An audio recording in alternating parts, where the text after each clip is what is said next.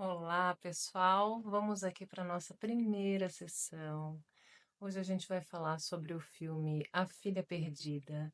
E aí eu elaborei um roteirinho só para não me perder, porque já gravei outras vezes, já me perdi. Ficou muito extenso, enfim. Mas a ideia é a gente conversar então sobre esse filme, que é baseado no livro, né? Esse livro aqui, da Helena Ferrante. Então é importante a gente saber, porque quando a gente vê todos os comentários desse filme, ele foi inclusive premiado o roteiro dele, o que eu achei muito estranho, porque na verdade ele é ele não é baseado, né?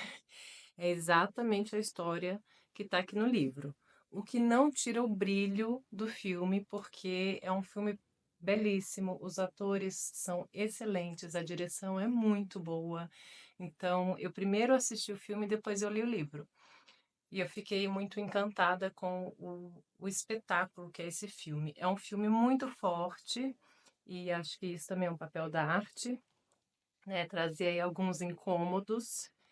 Então, apresentando um pouquinho, né? É um filme, é um drama psicológico, né? A protagonista se chama Leda. Ela é uma mulher ali de seus 50 anos, mais ou menos, e ela viaja sozinha para de férias para uma ilha grega, e aí ela chega lá, tá curtindo essas férias, essa paz, né, essa idealização que ela tem de ter paz naquele local, quando ela é surpreendida com a chegada de uma família muito barulhenta de napolitanos e que tem bastante dinheiro e tem assim quase que um domínio ali daquele espaço, daquela ilha, né? Então eles têm uma invasão desse espaço à medida que eles chegam. Então ela se depara já com esse choque e se incomoda, e a gente também que está assistindo também se incomoda. E, enfim, então logo no começo do filme isso acontece. Ela perde essa paz.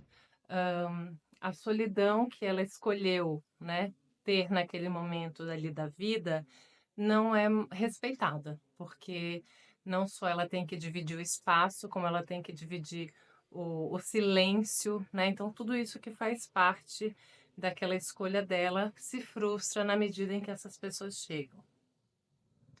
E aí ela fica observando aquela dinâmica familiar, e logo a gente conhece também a família e alguns personagens dessa família, como por exemplo a Nina, que é uma mulher muito bonita, que seria a mãe da Helena, que é a criança, né? Então, além de ter essa família, também tem o elemento da criança, que a gente vai entender que isso é algo que pesa muito para Leda, né?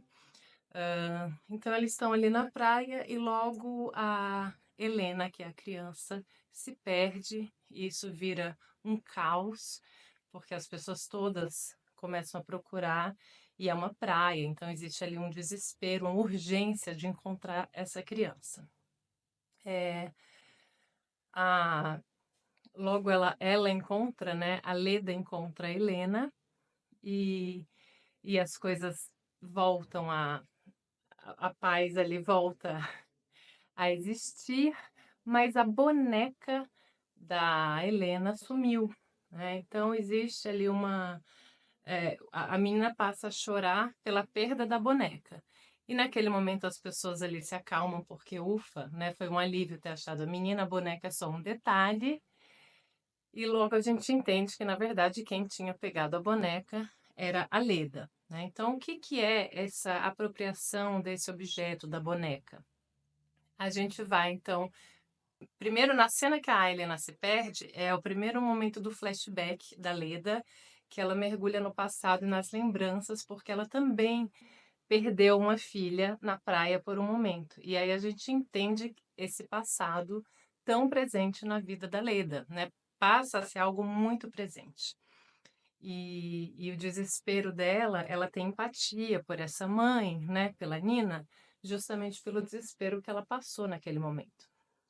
Então, quando ela pega a boneca, né, a gente vai entender depois que é como se fosse um resgate desse lugar do cuidado, que para ela, enquanto era bom cuidar, né? Então, me parece, a minha sensação que eu fico, né, depois de assistir o filme, é que a Leda tinha esse apreço pelo cuidado pela boneca, até que ela se depara nesse mundo da maternidade tão, tão pesado, né? Esse atravessamento da maternidade de uma forma tão absurda, tão traumática, né? Bom, então, só falando aí sobre a boneca, né, a gente pode enxergar essa boneca como esse laço materno que ela tinha e que, espero, né, que quem esteja assistindo aqui com a gente tenha assistido o filme, porque vai rolar muitos spoilers, então se você deseja assistir, não assistiu, para e vai lá assistir que vale a pena. Mas essa boneca, ela representa para lá na memória dela, né? Ela tinha uma boneca e ela dá a boneca para a filha, né?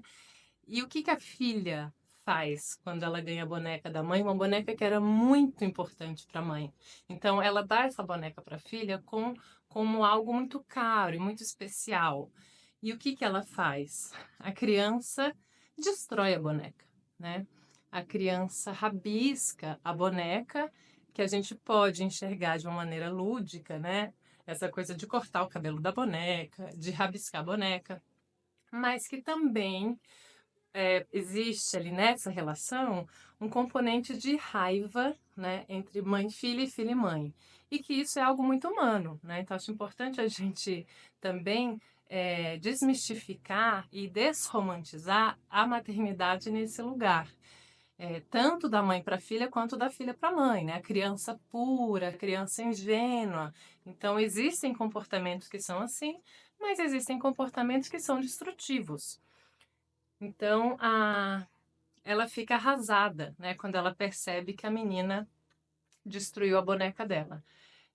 E aí, quando ela resgata essa boneca, né, não é a mesma, mas esse resgate através da boneca da Helena, né, ela vai cuidar dessa boneca. E aí ela tira a água, né, da boneca, que a boneca estava cheia de água dentro. Aí ela vai muito projetando na Helena, na criança, essa relação com a filha, principalmente com a filha mais velha, né? E são duas meninas, mas essa mais velha ela tem mais dificuldade de relacionamento. Né? É uma menina que a desafia mais. O que representa muitas vezes, na verdade, esse momento a ruptura do antes e o depois de ser mãe, né? Então, a primeira filha é a ruptura e é o início da maternidade. A segunda filha é uma consequência disso, né? Mas se ela parasse na primeira, ela já teria tido essa experiência e já teria sido mãe. Então, tanto a experiência primária, e isso pode ter, né, um aprendizado, e, enfim, mas é cheia de dificuldades nesse sentido. Bom, e aí existem vários conflitos ali com a família da Nina, né, que ela tem uma empatia pela Nina, ela tem uma sororidade com a Nina. É bonita a relação das duas em vários momentos, né? Assim, o olho no olho, ah, a tentativa dela de salvar a Nina desse lugar que a Nina e a sociedade, né? A Nina, ela representa muito uma, uma ela cumpre os protocolos, né? Assim, ela fica perseguindo atender às expectativas do ser mãe. Então, ela tem mais dificuldade de questionar, de criticar, ela sofre também com isso, mas ela não sabe muito o que fazer. E a ideia da Leda é muitas vezes tentar trazer essa consciência para Nina, o que, por um lado, acho muito bonito, por outro lado, muitas vezes quando a gente tem essas expectativas, elas podem ser frustradas, né? Assim como quando ela dá a boneca para a filha pode destruir essa boneca e ela não tem mais esse controle. Quando ela também traz alguma expectativa em relação a Nina mudar alguma coisa ali, porque ela é jovem, ela é muito bonita, então ela fica com essa expectativa e a gente vai entendendo que a Nina não dá conta de fazer essa ruptura. Ela tem uma relação muito ruim com o marido, né? Ela tem, inclusive, um amante ali na ilha, e ela pede ajuda para Leda, justamente para ela se encontrar com esse amante, né? Então ela pede uma certa não, ela pede para ser encoberta, né?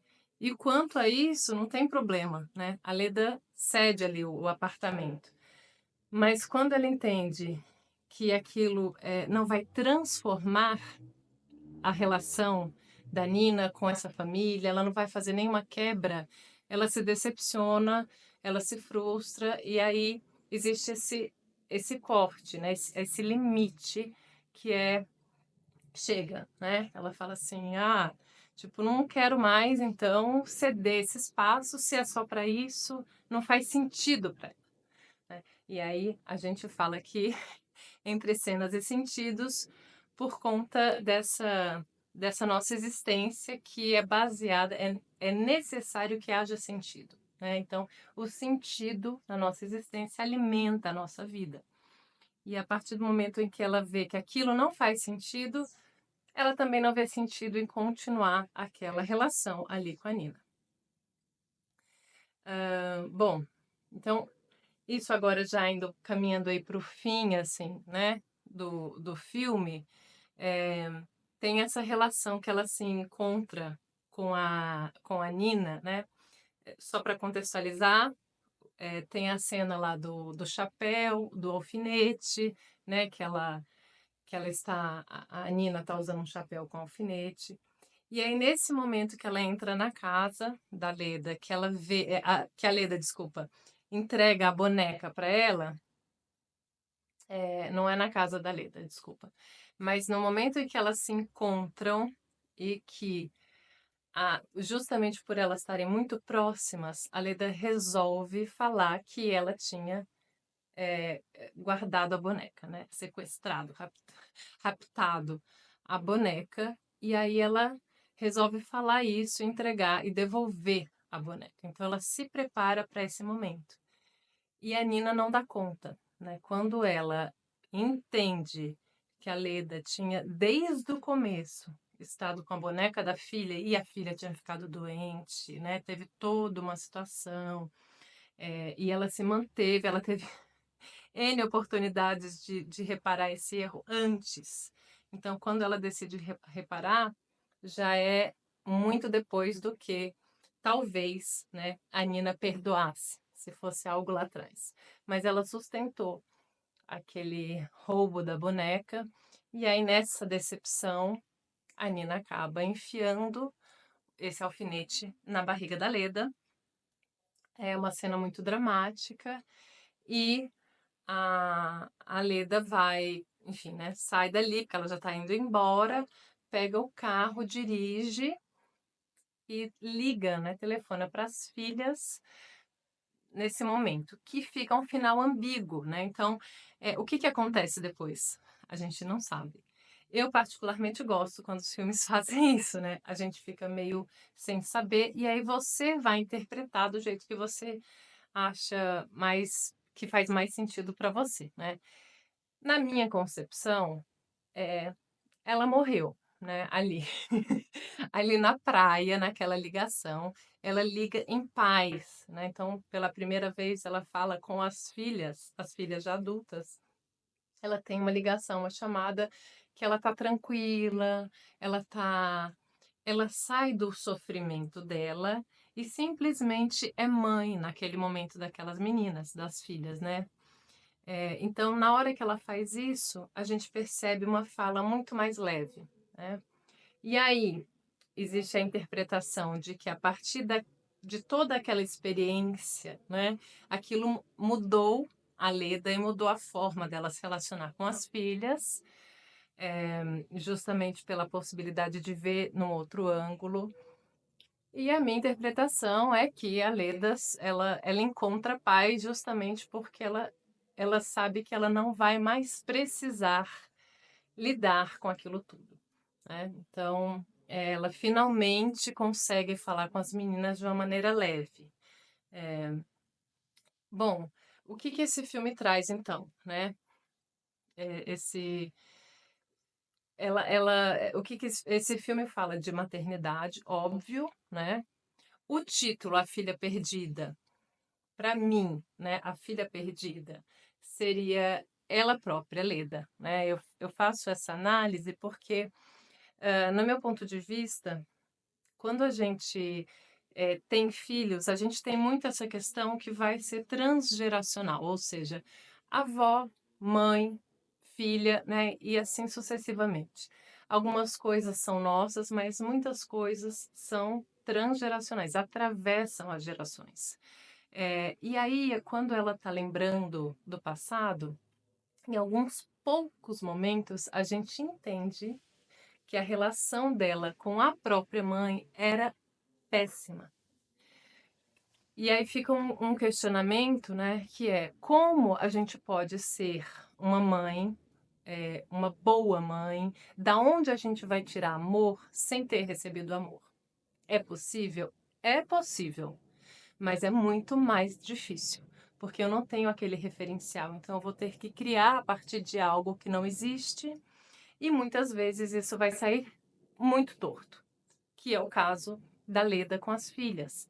Então, na hora que ela vai ali nas lembranças dela, né, que a gente vai entendendo a forma que ela se relaciona, ela tem uma falta de paciência que tem a ver com várias questões. Uma que é básica, é essa falta de amor que ela não recebeu. Então, é quase que uma injustiça primária, do tipo, que raiva delas terem algo que eu nunca tive.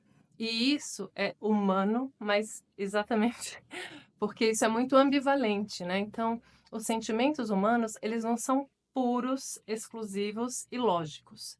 Então, tem muita coisa que se mistura. Ai, mas ela não devia sentir, não devia, mas sente.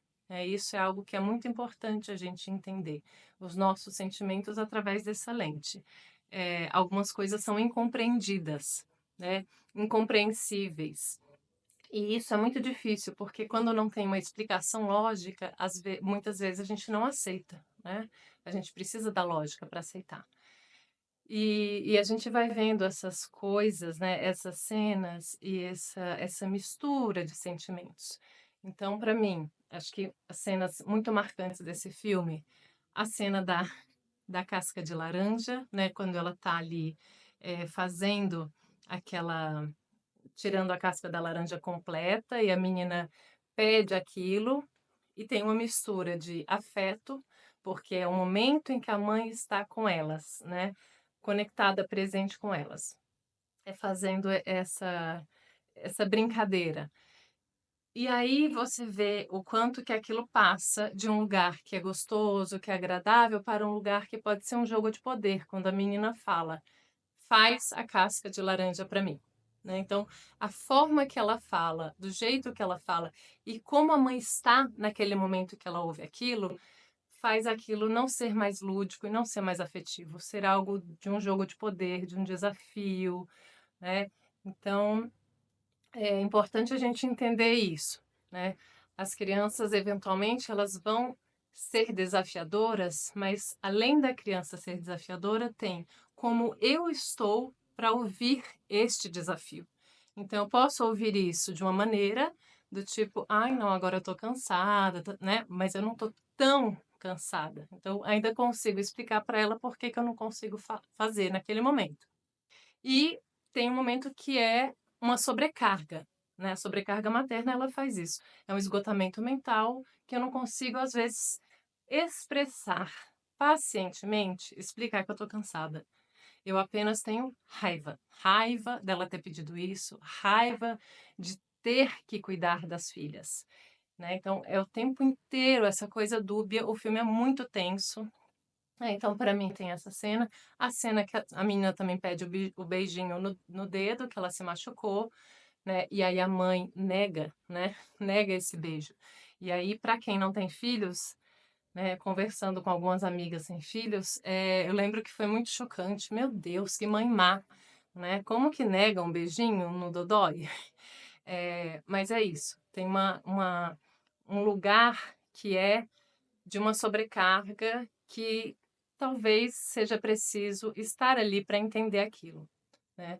De alguma forma a gente precisa vivenciar para a gente ter a noção, essa dimensão do que é esse esgotamento, né.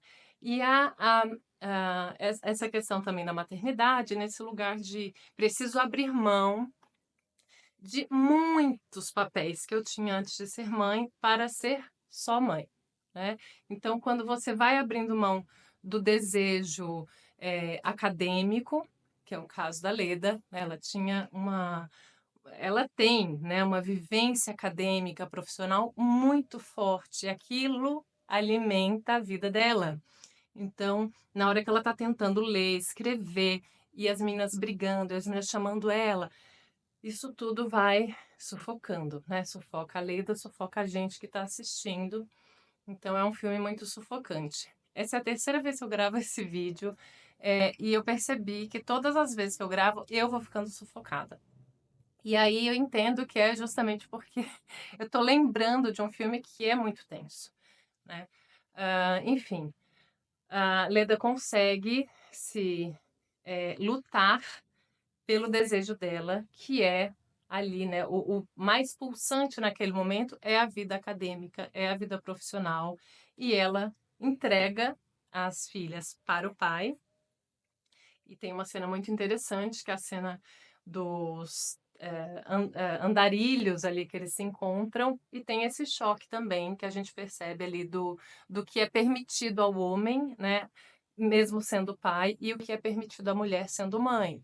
Então, quando a gente vê 2 andantes pelo mundo, um cara que é pai, né, com uma mulher que não é mãe, e aí ninguém tem um choque tão grande, porque ele é pai e deixou os filhos com a mãe, para andar pelo mundo, né. E a Leda tenta fazer isso, nem é para andar pelo mundo, é para a questão da vida acadêmica dela, e ela passa a vida lutando contra esse julgamento social e dela própria, né, porque muitas vezes não, sempre, essa expectativa de corresponder, né, ao outro, ao que o outro espera, ao que a sociedade espera, isso vai trazendo um sofrimento muito grande. Então a culpa ela é proporcional a essa expectativa do que esperam ou do que eu acho que esperam de mim, né, isso traz muito sofrimento. Então, acho que é isso, acho que deu para fechar. Espero que vocês gostem e continuem participando, dando dicas, sugestões de filmes, e aguardem para a nossa segunda sessão.